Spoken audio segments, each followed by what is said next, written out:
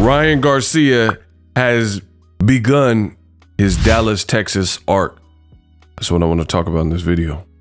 What up, Fight World? It's your boy Ego, and I'm back with some more boxing. Look, subscribe.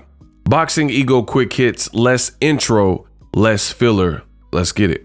Ryan Garcia, it is now known that he is training with Errol Spence in Derrick James' Errol Spence gym in Dallas, Texas.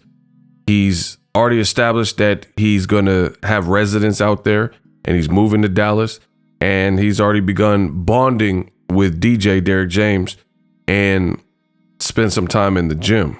Ego thoughts. I love it. I love it. I think it's great. Ryan Garcia is young, coming off a loss, and he has to clearly figure some things out.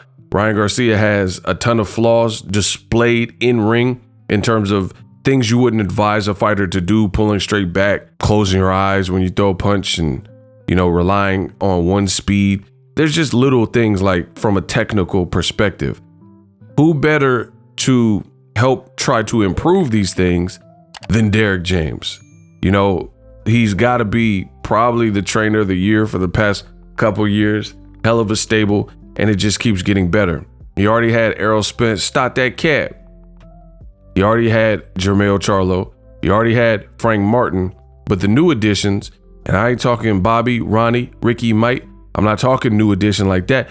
But they got Ryan Garcia and Anthony Joshua.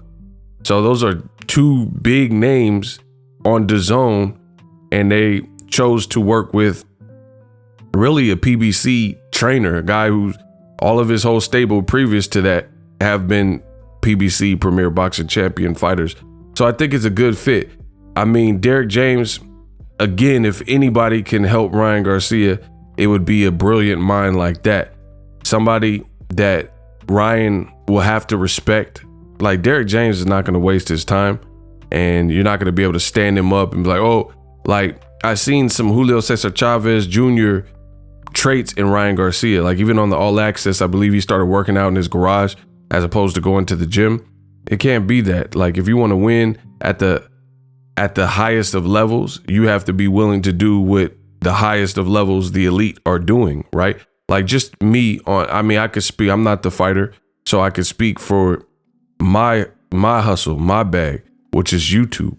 I mean, if people are putting out more videos and I want to put out one video every 2 weeks, one video a month, then it doesn't matter how talented I am, which I am talented. I'm the kid with the golden voice, the best in the business, and it's not even close.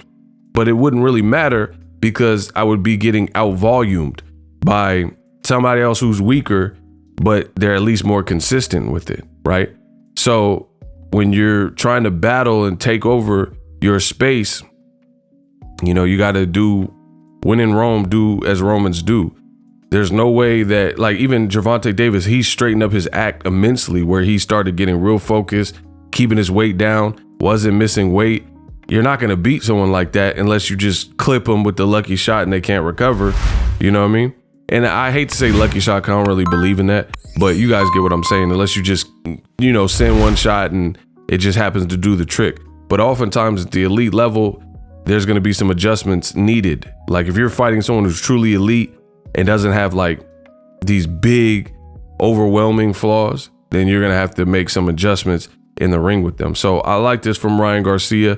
My only concern, or my only downside, I guess, just to be objective, is the fact that Anthony Joshua came off 2 losses with Alexander Usyk, and then he gets with Derrick James.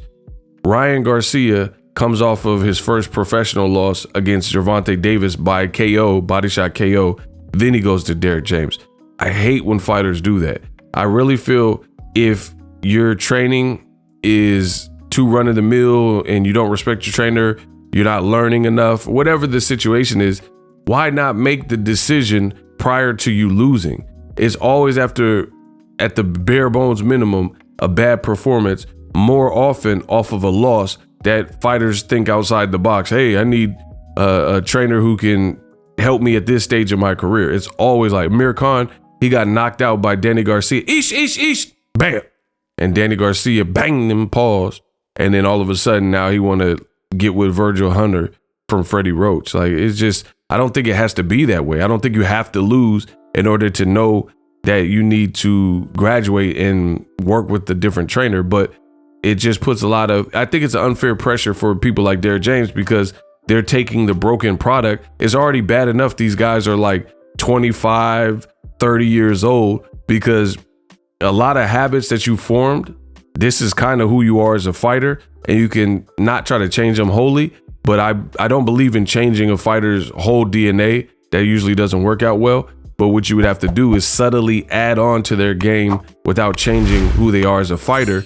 And the sooner you do it, the better. It's just like picking up a second language. If you want to be bilingual and you pick up Spanish when you were a kid, it's going to be easier as opposed to trying to pick up Spanish and you're 27 years old and you've never spoke Spanish before, right? Because that's the learning curve changes, and your brain is more malleable when you're a kid. Like, you're more open-minded. You don't have all the knowledge. You're not as stubborn in certain ways, et cetera, et cetera. So I could talk about this forever. So I just really wish fighters would start looking at their career and make the change prior to losing. You don't have to lose in order to know that a change is needed. That's like waiting for your car to break down before you take it to get serviced. It doesn't have to be that way. You can definitely keep up with your car, keep it gassed, keep, oil changes and basic maintenance, keep your car clean. You don't have to wait for it to totally break down on the side of the road and you're like, oh, I need AAA roadside service. You know what I'm saying? Like, it's to me, it's stupid, but that's a little ego rant. Drop your thoughts in the comment section. I'm the best in the business, and it's not even close. And I'm out.